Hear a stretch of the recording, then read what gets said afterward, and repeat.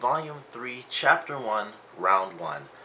I was so freaking excited when I found out that this junk premiered, which happened like probably 30 minutes ago, and it's like 4:16 in the morning right now, and I just did my review for the World of Remnant, which came on, I guess it was technically like at the beginning of last week before this season premiered, and I had no idea. Like, it's been a whole week. Like, even the World of Remnant stuff, I figured I would have heard about that, and I heard nothing. So my brain was kind of like, I'm really stupid for not knowing about this, and then of course insanely excited because I looked at all the stuff from the Rooster Teeth panel, even though that was illegally captured, but it's still awesome. So I saw all of that stuff. I was waiting for the season. I didn't know when it would start because there weren't any real dates given. And then it was just like, poof, I figured it out because I watched a Versus video on Screw Attack, and they had like a little bit of footage from the opening scene with Crow and Winter when they like look at each other really angry. And I was like, I've never seen that footage, and then boom, here I am. And if you're coming from my World of Remnant review, that's the second time you heard me say that. But that's how I found it, so I was so freaking happy to check this out. And it was a great first episode. Of course, just the opening scene in general, of course, it got me thinking. It got me a little emotional because, of course, it was like, of course, that's the scene that they start with for this volume. And it makes perfect sense. That's probably how it was going to go no matter what. But, of course, with recent things that happened, it got me thinking just watching that first opening scene. And, of course, easily emotional. There's not much else to say about it. It got me a little emotional. But going on throughout it, it was an amazing episode, and honestly, I did not expect things to look this much better than Volume 2, because Volume 1 to Volume 2, it was a huge thing. Like, holy crap, the first episode, especially with Glenda, after the food fight, when she fixes everything, it's like, that is the big display of how everything is so much cooler as far as animation. And then this volume starts up, and I wasn't expecting that at all. I was like, it's gonna be just like the last volume, which was better than the first, so I was like, it's just going to look cool. And then somehow it just looked so much better. It was very crisp. All the animations were much crisper. You could see more detail in hair, which I especially noticed during the ramen scene when Team RWBY and Juniper were sitting down and they were kind of just showing all the characters. For Ren's hair, you could just see a lot more detail, and I was like, holy crap, things just look insanely different. For Emerald, I could see a lot more detail in her character design, which was really cool, and it just looked unbelievable. Like, just watching that stuff. The action, of course, in the first round was really cool. I was surprised that this was the first round because this is something we'd been waiting for since Volume 1, and I knew that this was the first footage that was shown, like at the Rooster Teeth panel, but I didn't think that it would actually be the first episode. Just boom, here's the tournament, and we're getting right into it. So I do love the fact that they aren't wasting any more time. This season is the tournament, and of course whatever other insanity ends up showing up. But for now, we have the tournament. This was round 1.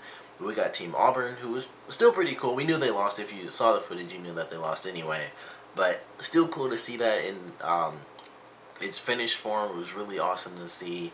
Of course, gotta love the hoverboard stuff because it was obviously a Back to the Future thing with it being 2015. So that was really awesome. They all kind of lost really bad, which was funny.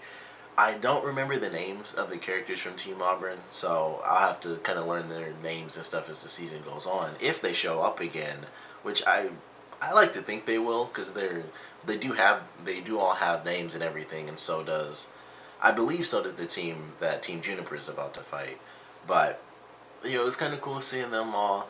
I love the woman who's clearly inspired by like Chinese culture. I love her design more than anyone else's. Like, her hairstyle looks cool, her outfit is sweet. She also seems like she'd probably be the leader, and of course that ties in with the name, so I'm not 100% sure. But I loved her because she was just like, the guys just kept getting beat up, especially the guy with like the machine gun. We don't even know what his thing is. It's like, okay, he has a machine gun, but what does it turn into? And he just kept getting beat up so much, we don't even get to see. And basically his whole thing this episode is just like sad faces and getting punched or kicked or something. So it's kind of funny watching their team get so beat up. But she kind of stepped up after the guys got frozen in like the ice fist, which I thought for sure when I saw the initial animations, I thought it was just oh, Weiss made like an ice ball and that was it. They were just stuck in a giant ball. But it was a fist that came out of the ground and like actually grabbed them. I was like, that is a million times cooler than what I thought it was. I don't know how she did that because we've never seen her do that before. But it was amazing. I was like, holy crap, that was super freaking sweet. So certainly loved that move. Of course, all the teamwork, especially the ending move with Yang, um, was just insanely badass. And it was just like all of the members. It was all of Team RWBY did something. Like Blake, swung Yang. Yang just destroyed the three of them. Weiss created like the little path.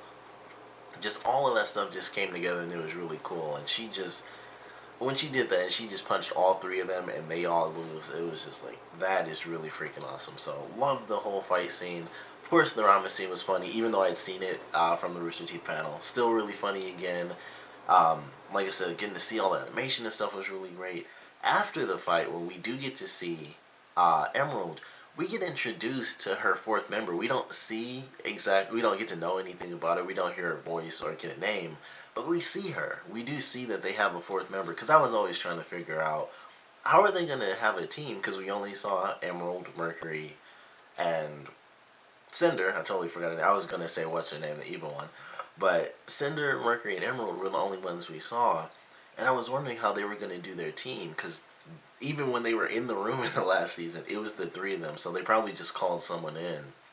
So that was awesome. Looking forward to getting to know her. Like, we saw her lean over, and I was like, who is she? And it was just like, because she's dressed up kind of like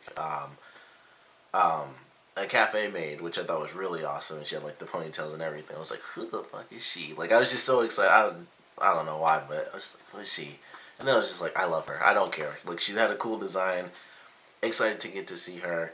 I like Cinder's new outfit, which was pretty interesting. I swear she has had the most outfits out of anyone, which is weird. She's had her dress, she had the schoolgirl outfit, she had like the spy outfit she had from the last season, and now she has like this sort of almost like cowgirl style outfit with the vest and everything. So she's had like 4 outfits, which is more than even our main characters have had, which I just find kind of funny for this villain. But I'm looking forward to seeing their team go through, and we get Emerald and Mercury as a team again.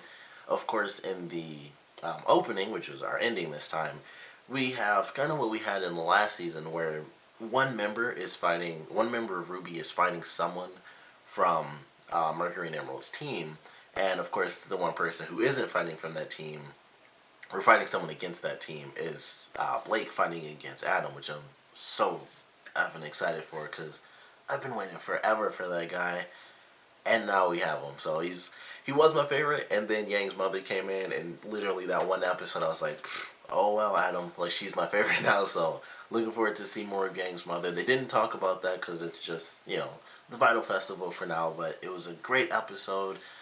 Like I said, I love the opening, very emotional opening, and hearing Montiom's brother speak through Ren's character. It was interesting to hear, because I knew that was going to happen. If you guys didn't know, that's Montiom's brother, and I wish I could remember his name. But he's going to be doing Ren's voice from now on. And that was interesting. It was like, once again, just sort of a weird emotional. Mentally, you just kind of have to accept that. And it kind of sucked, that it had to be, obviously, someone different. But, the show is going on, and that in itself is good to know, because it's just continuing on what Monty started. So it was a great first start. The ending song was like, I think the ending song is like insanely hardcore. It's almost like hardcore metal, and I loved it. I thought that was really sweet. I think it goes this song, and then it's probably Caffeine for like the 2 most hardcore rock songs that they've done. But I love the new music, love the opening. There was also a song that played during the battle, like when they were doing like their final when RWBY was doing like their final moves against Team Allrun. I don't believe it was the same song. It could have been like a part in between or something, and like the longer song. But I'm pretty sure it was a completely different song. But either way, I like both. Love the new opening song, so I'm excited to see that. Love the new opening in general. Shows a lot of cool things. We get to see Winter. We get to see Crow. They have the picture. We kind of saw Ruby's dad. They still don't have a 3D version of him, which means we aren't going to see him this season. or if we do, it won't be until like probably the second half or like really close to the end of Volume 3. Because when they only have a 2D version, that means they haven't picked out like a voice actor yet. So unfortunately, we won't get to officially see him, but we do have a picture. So that's a huge leap compared to obviously the last two seasons. So great start. I'm looking forward to this season. I love the action. Animation, like I said, kind of blew my mind that it was so much better than Volume 2 because I wasn't expecting that at all. Music really cool. Looking forward to these next couple episodes because I'm assuming we're going to get Team RWBY and Team Juniper's kind of journey through all of this. And we might get to see Team Coffee and Team Sin as well, which is Sun's team. So looking forward to that. Love the fact that they were in the opening again. We get some. I feel like the shots were even quicker than they were in the last season, where it's like because they had even more teams to show us, like 1, 2, 3, 4, 5, 6, and they went through all of them so fast. I was like, oh crap!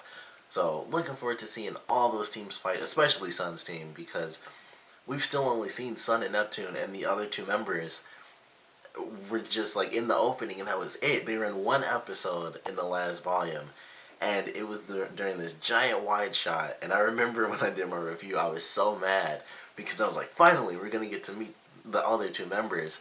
And then the whole scene was just Sun and Neptune talking to Team RWBY, and then they went off. And I think it was the episode before Dance Dance Infiltration.